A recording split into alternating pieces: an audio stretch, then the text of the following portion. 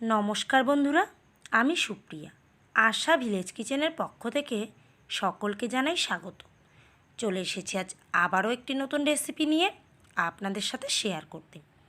আজকের এই রেসিপির জন্য আমি কতগুলো পটল নিয়ে এইভাবে কেটে নিচ্ছি। তারপর এর খোসাটাকে ছাড়িয়ে নেব।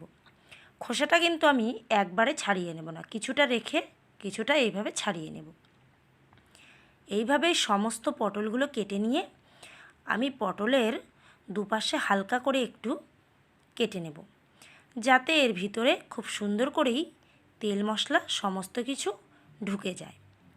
তো বন্ধুরা, যদি এই রেসিপিটি আপনাদের ভালো লাগে তাহলে ভিডিওটিতে একটি লাইক ও চ্যানেলটিতে সাবস্ক্রাইব করার অনুরোধ রইল। আর যদি এই ভিডিওটি আপনারা ফেসবুক পেজ থেকে দেখে থাকেন সেক্ষেত্রে পেজটিকে ফলো করে পাশে থাকার অনুরোধ রইল আরও অন্যান্য রেসিপি পেতে। তো দেখুন, দেখতে দেখতে সমস্ত পটলগুলোই আমি এইভাবে কেটে নিলাম। এবার কড়াই বসিয়ে তাতে দিয়ে দিয়েছি তেল।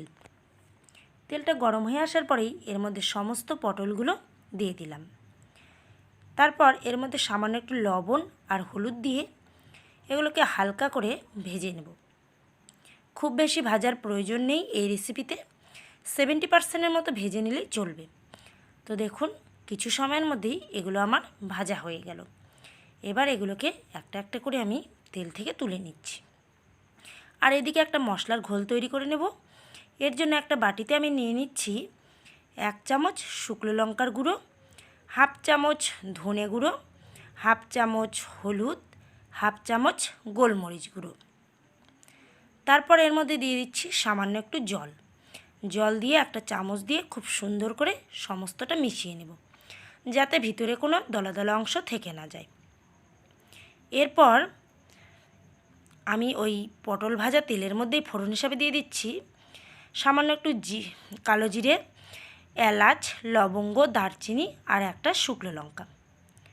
ফোড়নটা হালকা লাল হয়ে আসার পরেই এর মধ্যে দিয়ে দিলাম 1 চামচ কাঁচা লঙ্কা বাটা, 2 চামচ আদা বাটা। এবার সমস্তটা মিশিয়ে নিয়ে এবার আমি এর মধ্যে দিয়ে দিচ্ছি 2 চামচের মতো জিরে বাটা। জিরে বাটাটাও মিশিয়ে নিচ্ছি। মিশিয়ে নেওয়া হয়ে গেলেই এবার আমি এর মধ্যে দিয়ে দেব যে মশলার ঘোলটা আমি তৈরি করে রেখেছিলাম সেটা। তো বন্ধুরা, এইভাবে স্টেপ বাই স্টেপ সমস্ত মশলাগুলো দিয়ে দিলেই দেখবেন এর স্বাদটা একটু অন্যরকম। হালকা করে এইভাবে রান্না করতে করতে এটা দিতে হবে। এ পর্যায়ে এসে আমি এর মধ্যে দিয়ে দিলাম 2 চামচ কাজু বাদাম বাটা। আমি এখানে 10-12টা কাজু বাদাম গরম জলে ভিজিয়ে রেখেছিলাম, সেটাই পেস্ট তৈরি করে নিচ্ছি। এবার সমস্ত মশলার বাটিগুলো ধুয়ে সামান্য একটু জল দিয়ে দিলাম, দিয়ে একটু নাড়াচাড়া করে নিচ্ছি। এ পর্যায়ে এসে আমি এর মধ্যে দিয়ে দেব স্বাদ মতো লবণ। লবণ দিয়ে এই মশলাটাকে 3 থেকে 4 মিনিট খুব সুন্দর করে কষিয়ে নেব। 3-4 মিনিট কষিয়ে নেওয়ার পর দেখুন মশলা থেকে তেল ছেড়ে দিয়েছে। এ পর্যায়ে এসে আমি এর মধ্যে অ্যাড করে দেব সেই ভেজে রাখা পটলগুলো। সমস্ত পটলগুলো দিয়ে মশলার সঙ্গে মিশিয়ে নিয়ে আরও 2 থেকে 3 মিনিট এটা কষিয়ে নেব। যদিও পটলগুলো আগেই ভেজে রেখেছিলাম, তবুও মশলার সঙ্গে কষালে এর টেস্ট একটু বেড়ে যায়। তাই 2-3 মিনিট কষিয়ে নিয়ে এর মধ্যে দিয়ে দিচ্ছি প্রায় 150 গ্রামের মতো টক দই। টক দইটা আমি আগে থেকে ফেটিয়ে নিয়েছিলাম, আপনারাও সেটাই চেষ্টা করবেন।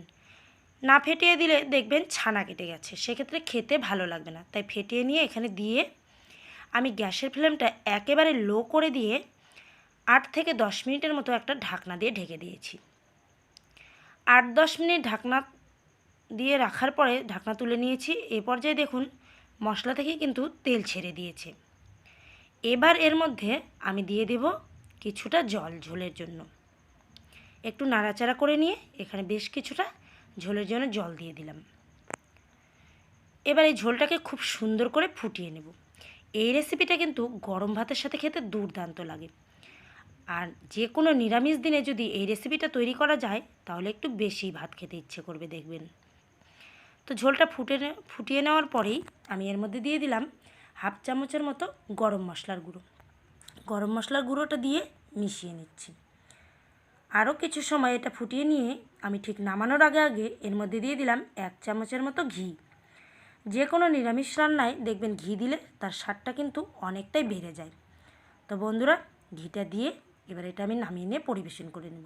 তো দেখতেই পেলেন দই পটল রেসিপিটা কত সহজ। যদি ভালো লাগে অবশ্যই একবার বাড়িতে ট্রাই করবেন, আর কেমন লাগলো কমেন্ট বক্সে জানাতে কিন্তু একদম ভুলবেন না। আজ এ পর্যন্তই বন্ধুরা, পরবর্তী কোনো ভিডিও নিয়ে আবারও আপনাদের সামনে চলে আসব। ততক্ষণ ভালো থাকবেন, সুস্থ থাকবেন, আর এইভাবেই আমাদের পাশে থাকবেন। নমস্কার।